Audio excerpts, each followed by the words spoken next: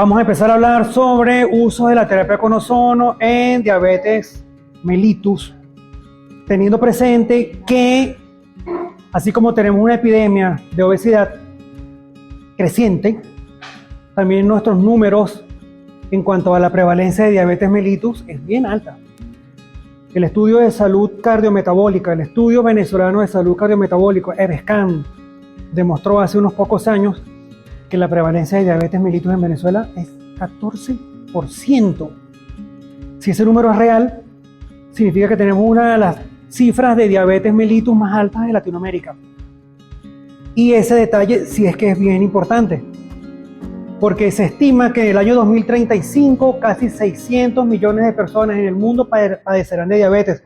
Pero lo más peligroso del asunto es que el 20% de los que son diabéticos en este momento en Estados Unidos no saben que son diabéticos. Y si no saben que son diabéticos, pues no toman medicamentos para la diabetes. 26 millones de estadounidenses con diabetes y 5 millones desconocen que sufren la enfermedad. Tenemos que hablar de, bueno, ya hablamos sobre obesidad, pero tenemos que recordar qué es lo que aumenta la grasa. La comida, el cigarrillo, la ingesta de alcohol, trastornos del sistema nervioso y sistema endocrino, enfermedades endocrinológicas, sedentarismo, factores genéticos, el envejecimiento, y aquí me alegra que mencionen los factores relacionados con el estrés.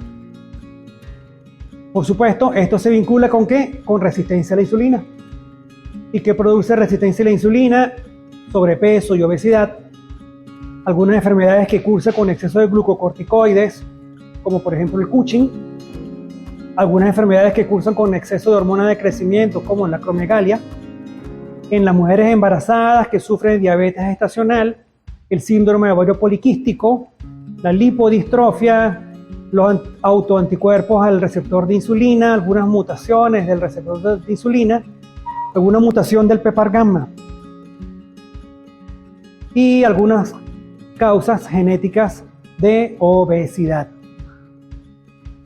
Entre los principales factores de riesgo de la diabetes tipo 2, pues la obesidad está arriba, encima de todas las demás, pero no es la única. Trastornos en la tolerancia a la glucosa, resistencia a la insulina, el factor genético, el sedentarismo, la historia familiar, la edad y algunas enfermedades comórbidas. Teniendo presente que hay 5 tipos de diabetes, estamos hablando no solo de la diabetes tipo 2, que es la más frecuente, sino también la diabetes tipo 1, la diabetes gestacional, la diabetes secundaria y el MODY. Que la más frecuente en el 80, 90, 95% de los casos es la diabetes tipo 2. Y que esta diabetes tipo 2 tiene algunas características muy definidas. Generalmente en mayores de 30 años, la persona generalmente es obesa, los niveles de insulina generalmente son altos, casi siempre hay resistencia a la insulina, hiperinsulinismo, hay elevación del glucagón, por supuesto que la glucosa, la glicemia se eleva, se reduce la sensibilidad a la insulina y utilizamos unos medicamentos hipoglicemiantes orales, además de, por supuesto, algunos inyectados. Que en la diabetes mellitus tipo 2 participan el factor genético, el estilo de vida, la resistencia a la insulina. Eso se transforma, se convierte o se relaciona con trastornos en la tolerancia a la glucosa, con progresivo incremento de la glicemia y con diabetes mellitus tipo 2. La célula beta también se ve afectada en los diabéticos tipo 2, dado que esta reducción en la secreción de insulina postprandial más la resistencia a la insulina produce una sobrecarga sobre la célula beta que cada vez tiene que producir más insulina. Esta hiperglicemia postprandial produce un exceso de trabajo de las células beta que se acompaña de apoptosis de la célula beta. Precisamente, eso reduce la masa de las células beta pancreáticas y por supuesto sigue reduciendo la producción de insulina. Aquí se combinan factores relacionados con el estilo de vida, con factores genéticos, sedentarismo, dieta rica en grasa, obesidad, resistencia a la insulina, reducida secreción de insulina, insuficiencia relativa de la acción de la insulina, y aparece la diabetes mellitus tipo 2. Y en la fisiopatología de la diabetes mellitus, pues hay intolerancia a la glucosa, hay hipertensión, hay dislipidemia, hay obesidad, hay enfermedad macro y microvascular. Esta enfermedad macrovascular forma parte de los inicios tempranos de la diabetes y conduce al pie diabético y a los trastornos circulatorios típicos de los diabéticos. Y finalmente, pues también viene la enfermedad microvascular. Lo que viene ahora es demasiado interesante. Voy a intentar explicarlo lo más superficial posible, pero lo más comprensible que se pueda, porque forma parte de los aspectos moleculares que explican las complicaciones crónicas. Hay 4 vías metabólicas por las cuales se produce el daño celular por el exceso de glicemia. La primera se llama vía de los polioles, la segunda la vía de la exosamina, la tercera es la vía del diacilglicerol y la cuarta es la vía de los productos finales de la glicosilación avanzada. En la vía de los polioles se incrementa la producción de una sustancia que se llama sorbitol. Vean cómo con niveles crecientes de glucosa se producen niveles crecientes de sorbitol. Esa es la primera vía. La segunda, la vía de la exosamina. Aquí, por diferentes rutas metabólicas, se incrementa el factor de crecimiento tisular beta y el inhibidor activador del plasminógeno, que producen unas consecuencias que voy a explicar acá. La tercera vía es la del diacilglicerol. La hiperglicemia produce aumento del diacilglicerol y de la proteinquinasa C. Vean cómo a mayor nivel de glicemia, mayor nivel de proteinquinasa C. Y eso me reduce la óxido nítrico sintasa y la endotelina 1, que me genera trastornos en el flujo sanguíneo, incrementa el factor de crecimiento del endotelio vascular, que produce trastornos de la permeabilidad vascular. El incremento del factor de crecimiento tisular beta aumenta el colágeno y la fibronectina y se asocian con aterosclerosis y obstrucción capilar. El inhibidor del activador del plasminógeno incrementado reduce la fibrinolisis y también se asocia con oclusión vascular. Y el factor nuclear kappa beta, que ya lo hemos conversado suficientemente, expresión de genes proinflamatorios. Además, el incremento de la NADPH oxidasa genera un aumento de los radicales libres que tienen efectos sobre el estrés oxidativo.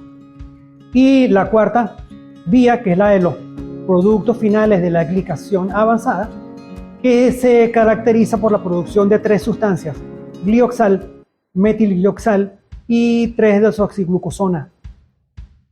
Estas sustancias se unen a los aminoácidos de las proteínas para producir los productos finales de la glicación avanzada, que el más conocido por todos nosotros es ¿cuál? La hemoglobina glicosilada. Entonces se une a una proteína que es la hemoglobina de forma irreversible, y pues en el caso de los diabéticos nosotros medimos el control glicémico basado en los niveles de hemoglobina glicosilada. Fíjense cómo a mayores niveles de glucosa, pues mayores niveles de estas mismas sustancias, pero dentro de la célula. ¿Y qué es lo que pasa dentro de la célula? Que se unen las proteínas. ¿Proteínas de qué tipo? Proteínas intracelulares, proteínas de la matriz extracelular y proteínas plasmáticas. Y la función de todas esas proteínas se altera. Pero hay más. Resulta que cuando hay demasiada glicemia, se incrementa esta sustancia que se llama NADPH. Y esto genera una cantidad de fenómenos que terminan finalmente produciendo más radicales libres. Por eso se habla de que a mayores niveles de glicemia hay mayores niveles de radicales libres. Y aquí lo vamos a ver todo, así como que integrado, rápido. La hiperglicemia genera los radicales libres que me afectan a una enzima que se llama así gliceraldehído 3-fosfato deshidrogenasa, que a su vez me produce un bloqueo de esta cadena de la glicólisis. Por consiguiente, como se produce esta obstrucción de la glicólisis, todo lo que está de aquí para arriba se acumula. Y cuando se acumula esta cadena metabólica, pues se incrementa la vía de los productos finales de glicosilación avanzada, se incrementa la vía del diaglicerol, se incrementa la vía de la hexosamina y se incrementa la vía de los polioles. ¿Eso se entendió? Por esa razón aparecen las complicaciones crónicas, por esas 4 rutas. ¿Y cuáles son las complicaciones crónicas? Nefropatía diabética, pie diabético, neuropatías del sistema nervioso autónomo y somático, aterosclerosis acelerada, que se relaciona con infartos, ACV isquémicos y oclusión vascular, complicadas con úlceras necróticas, lipodistrofia y retinopatía diabética. Yo estoy viendo en este momento un muchachito de 25 años ciego, diabético tipo 1. No se controló adecuadamente su glicemia en la época de la adolescencia, cuando les da la crisis de la adolescencia, y en este momento está ciego. Pacientes diabéticos con niveles de depuración de creatinina en 30, 20, 25, con nefropatías. Y aquí nosotros podemos ver cómo a mayores niveles de hemoglobina glicosilada hay mayor progresión de la retinopatía, mayor progresión de la nefropatía y mayor progresión de la neuropatía. Y aquí podemos ver cómo a medida que pasa el tiempo, cuando el tratamiento de la diabetes es más intensivo, con menores niveles de glicemia, pues también la incidencia acumulada de la progresión de la retinopatía diabética es inferior.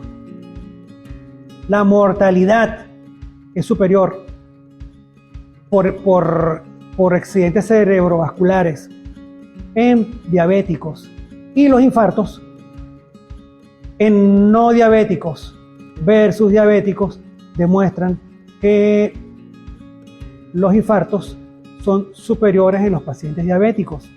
Y también la mortalidad. Tengamos el valor de glicemia en ayunas que tengamos, la mortalidad por cardiopatía isquémica, la mortalidad cardiovascular y la mortalidad por todas las causas es superior en los pacientes diabéticos. ¿Relacionados con qué? Con las moléculas que yo les acabo de comentar hace rato. Pero ¿cuál es la realidad en este momento en Estados Unidos, por lo menos? Las complicaciones se están reduciendo. Pero se están reduciendo ¿por qué? Por mayor control de la glicemia, por mayor control metabólico y por prestarle atención a la diabetes. Se están reduciendo, pero no están en cero. Aquí es donde entra la terapia con ozono. Porque si nosotros podemos utilizar algo que incremente la expresión de enzimas antioxidantes, que reduzca la producción de citoquinas proinflamatorias, que restablezca el equilibrio del óxido nítrico en el endotelio, que aumenta la síntesis de hemoxigenasa 1, que reactive algunos procesos biológicos, reduciendo el estrés oxidativo crónico, mejorando la fisiología de la circulación y reduciendo la resistencia a la insulina, pues se cree que eso pueda posiblemente anular o atenuar las complicaciones crónicas de la diabetes mellitus. Teniendo presente que lo que nosotros estamos haciendo es un estímulo con una dosis pequeña y calibrada con precisión de ozono para producir una respuesta adaptativa que reduzca el estrés oxidativo endógeno. ¿Qué dicen los experimentos? ¿Qué se ha demostrado? Experimentos con ratas, a la cual se le inyecta estreptozotocina, a nivel intraperitoneal para producir una diabetes mellitus experimental. Y se le coloca ozono rectal por 10 días. ¿Recuerdan la vía de los polioles? La número 1. Se reduce la aldosa reductasa de la vía de los polioles en un 60%. La fructolisina de la vía de los polioles en 71%. Los productos proteicos de oxidación avanzada, que es la cuarta, en 30%. Y se incrementa la producción de nitratos y nitritos como una especie de medición del óxido nítrico en un 140%. La glutatión se incrementa, la superóxido de dismutasa se incrementa, los peróxidos totales se reducen, la catalasa se incrementa y los niveles de malondialdehído se reducen. Y además se reduce la glicemia en un 40%. Por esa razón ellos dicen que la administración controlada de ozono puede promover un preacondicionamiento oxidativo o una adaptación al estrés oxidativo, previniendo el daño inducido por las especies reactivas de oxígeno en pacientes diabéticos. Otro trabajo también en raticas, con una inducción experimental exactamente igual, también con ozono rectal diario por 10 días, se reduce el estatus oxidante total en un 50%. Se incrementa el estatus antioxidante total en un 97%. Y la suma de los dos, que me da un índice de estrés oxidativo, se reduce en 74%. Y además, cuando se le hacen estudios neurofisiológicos a esas raticas, se demuestra que la velocidad de la conducción nerviosa, que en los diabéticos era de 80%, en los tratados con ozono era del 98%. Y la amplitud del potencial de acción, que en los diabéticos, en las raticas diabéticas era del 60%, en los tratados con ozono sube al 85%. Por eso se cree, basado en este trabajo, que la terapia con ozono posiblemente reduce el estrés oxidativo inducido por la hipoglicemia y el daño oxidativo, ¿dónde? En los nervios periféricos. Y en diabéticos adultos, ¿qué resultados hay? Este trabajo es con pie diabético neuroinfeccioso. 20 sesiones de ozono por insuflación rectal y ozono en aceite ozonizado. Por un lado, hay una reducción importante de la glicemia. Por el otro lado, fructolisina se reduce 81%. Los productos proteicos de oxidación avanzada se reducen 23%. Los niveles de malondialdehído se incrementan 10%. Los productos de peroxidación en 29%. Los hidroperóxidos se reducen en 27%. La superóxido de dismutasa se incrementa 600%. La catalasa 47%. La relación catalasa-superóxido de dismutasa se reduce 75%. Y la relación nitratos-nitritos se incrementa 60%. Entonces sí hay resultados bioquímicos importantes en pacientes diabéticos utilizando la terapia con ozono por vía rectal. El doctor Bochi dice que llegó el momento de integrar la terapia con ozono a la medicina convencional en los pacientes diabéticos tipo 2. ¿Por qué? Porque los medicamentos no pueden restablecer el sistema redox normal, ya que no son capaces de reactivar el sistema antioxidante celular. Y para corregir esta disfunción compleja, es urgente integrar la medicación ortodoxa con la terapia con ozono. Un tratamiento semanal o mensual por varios años puede acelerar y mejorar la recuperación del paciente diabético. Y nosotros sabemos, y lo vamos a recordar, que el balance oxidativo basado en el incremento de las enzimas antioxidantes, la prevención de enfermedades inflamatorias e infecciosas tiene un efecto positivo. Además, la curación de las heridas, el efecto inmunomodulador y el efecto antimicrobiano de la terapia con ozono puede ser de utilidad en los pacientes con diabetes mellitus tipo 2. Él propone para el síndrome dismetabólico, en el cual está incluida el síndrome metabólico y la diabetes mellitus, la gran autohemoterapia 3 veces a la semana el primer mes, 2 veces a la semana el segundo y el tercer mes, y una terapia de mantenimiento por lo menos una vez mensualmente.